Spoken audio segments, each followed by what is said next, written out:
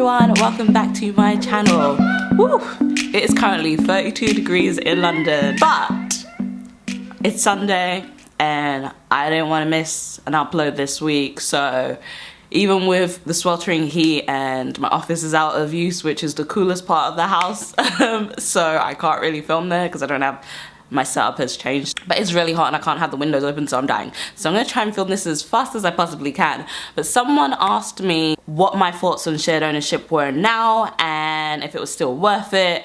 And basically an update on what I think about shared ownership and if I'm still planning to do it or how far I've gotten with it so far. So shared ownership, is it still worth it after everything that's happened for me personally, and where am I at with that? So originally, if you haven't watched my shared ownership video, I will link it down below and up above in the sidebar so you can check it out. So do go see that video. If you haven't watched it, maybe you should watch it now because I'm just gonna talk about where I'm at now with it, or you can go back and watch it after. My thoughts on shared ownership. Initially, shared ownership was kind of the plan for us, and I was like, it's the most affordable way for us to kind of buy and have somewhere faster than waiting however long, because we were paying quite a bit in rent, not more than average in London, but still we were paying money towards rent that we could have been putting in equity. And so that's why we really just wanted to get on the ladder whichever way we could, because it was just a sinkhole and we've been living together for like years. We're like, you know what, we should just get somewhere so we're not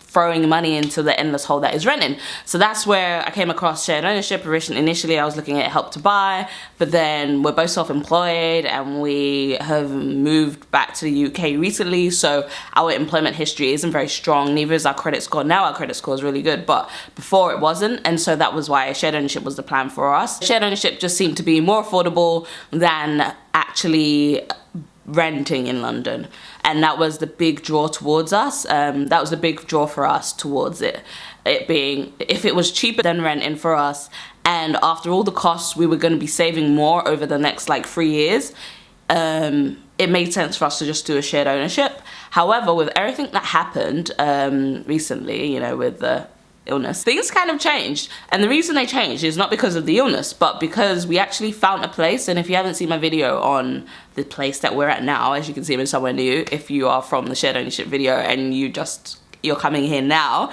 not knowing anything that's happened. So we did just move into a new flat, which turned out to be really affordable. And so now we're weighing up different odds. Before we were just trying to get out of our place that we were paying however much for to get somewhere cheaper that was nicer.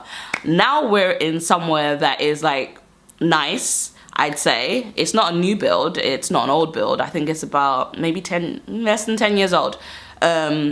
But it's a great spot. It has an amazing view. It's a lot of space. It's 2 bedrooms.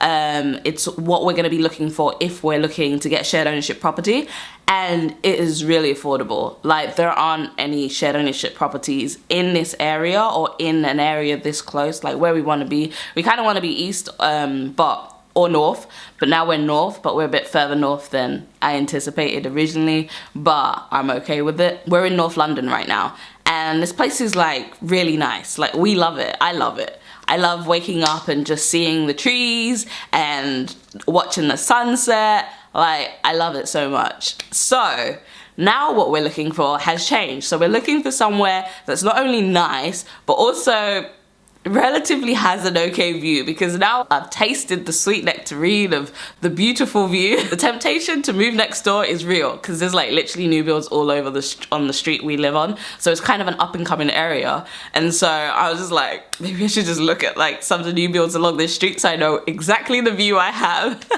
And I can keep my view but have like a really new updated place. So that's really kind of where we're at. Yeah, so this place is pretty lit. It's pretty nice. So we don't want to really move anytime soon, and now it's just waiting. So with shared ownership, where we're at is that I'm not even actively looking, just because we've just moved in here. When it's come up to about a year, because we're thinking to kind of maybe start again with the process and all that, maybe we're gonna look again next year, but right now we're staying here as it stands because we have enough room. Before we were living in a 1-bedroom, so that was a big issue, that we didn't have enough room in case we wanted to expand and just have an office as well. I love that I called it expanding. I'm sorry.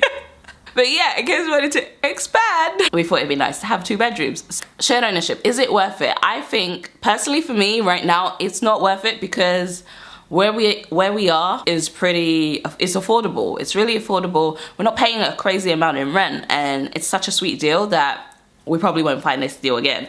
So right now, the only thing that will get us moving out of here is if we find a unicorn. If number one, we are earning so much that we can't, well, we shouldn't be living here, I guess. And that we can, like, we have expendable income, we want to buy a place and move on that way. Or number two is if a unicorn comes up. And a unicorn is just what I call a very good deal on a flat. So if I find a house or a flat that is an amazing deal and literally it makes so much sense for us to just go and put our money there instead of renting here, and I do all the math and it works out cheaper, then we're probably gonna do that, especially if we can afford it. So, not especially, only if we can afford it. So that's really what you have to do. Like, so for you, is shared ownership worth it right now? Do I think in general that shared ownership is worth it? If you were gonna do it already, I think it is. If you have the money saved up and a great deal comes up, so like look at the price of the place, look at how much it's gonna cost you to buy the place, look at how much you're gonna be getting in equity over a certain amount of time, how long are you looking to stay there, is it long term, are you looking to staircase? There are so many things that you kind of have to start ticking off whether it like checks the spot for you,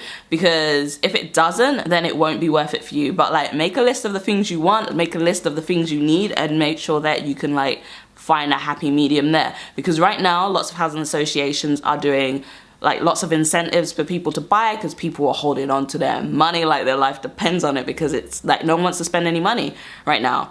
And it's fair because like the economy is unsteady, people don't know what's going to happen with their work, with their jobs, like there's just so many variables, and people aren't confident in the housing market in general right now just because they don't know where it's going to go. And that's understandable because of everything that's happened. So that's something that you should think about. Like, that's a great way for you, if you have the money and you know you want to do it and it works out really to be a great deal for you, then use that to your advantage, right? So look for the housing associations that have all the incentives. Like lots of them are throwing in furniture packs.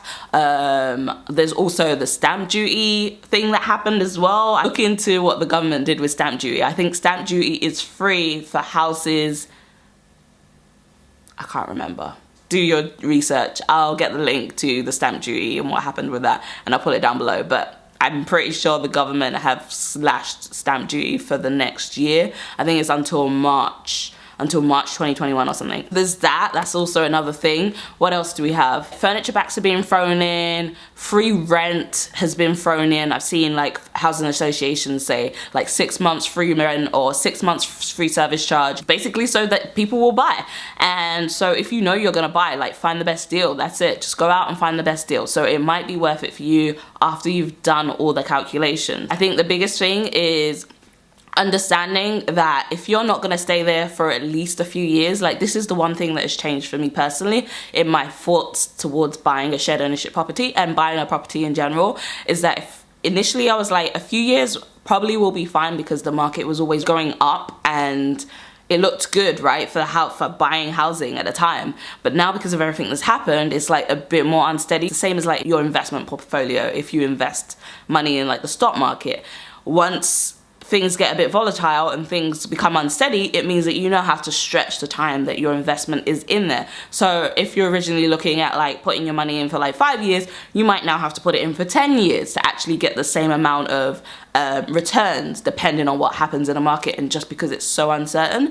So it's kind of the same thing with the housing market. It's all going to fluctuate. So if it is unsteady and things do start to go a bit downhill, you need to be prepared for that, and you need to make sure that you're okay with having to stay for a few more years. So like initially we were like we're thinking about 5 years, 3 to 5 years, staying in a place and then selling it and then moving on and buying another place outright ourselves. But we might have to stay in a shared ownership property for like more than that, like 5 to 10 years, and we don't know if we can commit to that right now. So until we kind of know our own situation and what we need, it's not going to make sense for us to buy a property. So, and especially when we're in such a great deal right now, it's not like we're throwing money into rent and it's going nowhere. Like, at least we're throwing money into a place and we might be able to put an offer on it. I don't think they're going to sell anywhere in this building, but we can still like put an offer through to the housing association if we want to down the line. I don't think they'll let us buy it.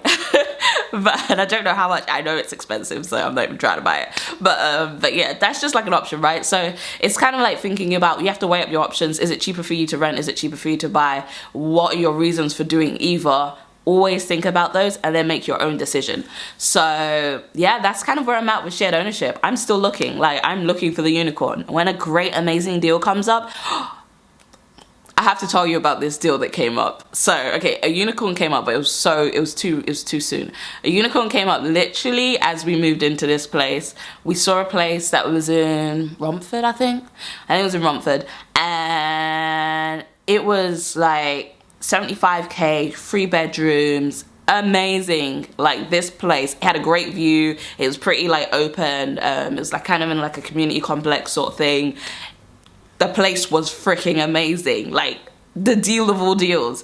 And you know what? I showed Kyle and I was like, look at this deal. He didn't see it until, like, I sent it to him on WhatsApp, right? And then he checked it a couple of days later. Like, he didn't check the link, but he checked it a couple of days later and he was like, I just saw what you sent me. Oh my God. I was like, if we didn't move into this place and find this place, we would have put an offer on that place, because it was just such a good deal. Like, you can't find that anywhere. So, and that was in the middle of everything that was happening, and that's probably had something to do with the price. So like, things like that, if you find a unicorn and you got the money and you've got the, you're ready to buy, like, hop on it, because man, you just never know. Just like this place, like, I saw it and I was like, that's a great deal. Applied for it, got it, and I was like, thank you, God. So yeah, so definitely weigh up the odds for you. It does cost a lot in the buying process. That's something that people always forget. Like, it's gonna cost you money to buy the place. In my response to the person, I was like, just weigh up the cost for you. Weigh up how much it costs for you to buy the place. Weigh up how much it costs for you to sell the place, and then subtract that from any money that you're gonna receive back, and figure out what your actual profit is gonna be, if there will be a profit, because there might not be, especially if things don't go well in the housing market. So that's all my thoughts on that. And yeah, I just wanted to update you guys on what I was thinking about shared ownership, because I know that is quite one of my most popular videos, and people are just curious and figuring out what to do. But obviously do your own research. Feel free to watch my video on shared ownership if you're considering it, just to like weigh up the pros and cons. But yeah, please give this video a thumbs up because it helps out my channel, and to subscribe because I would love you to join this community. And hopefully if you've got some insight, you can give it to other people down in the comments below. If you've done shared ownership before or you're thinking of doing it, please comment down below on your experience so far. It really helps other people, because I know when I was considering doing it, looking at other videos and seeing what other people had to say in the comments especially was so helpful, because sometimes people just don't address your questions in the actual video, which can be so annoying. I shouldn't say that, because I might not have addressed some of your questions. So if you do have a question, please comment down below, because I will respond to you. Like, I will respond. If I have an answer to it, or I've done the research and I know like what you're asking, I'll respond, because people have asked me random questions about buying a house. I'm like, you know, you could do this, and they're like, oh shit, I didn't know that. So I'm always happy to kind of share that knowledge. So feel free to ask me anything. Another thing, someone asked me about the London Home Show. That got cancelled because of, obviously, everything that happened. They had a virtual one, but I had a friend's birthday, so couldn't go to that. And I think they're planning one for September, but I'm not sure if it's going to go ahead because of everything happening. Might be virtual once again. So I'll keep you updated on how that goes and see if I can get some questions answered. But they have been doing live shows on the Share to Buy website. They've been doing webinars all throughout lockdown. So there's a lot of things I now have the answer to anyways. So if you do have any questions, feel free to ask them down below and I will respond to them with anything I've learned so far. But take care, guys. I hope you're not in sweltering heat like I am. I think it's starting to cool down. But I will see you guys next week with another video. Bye.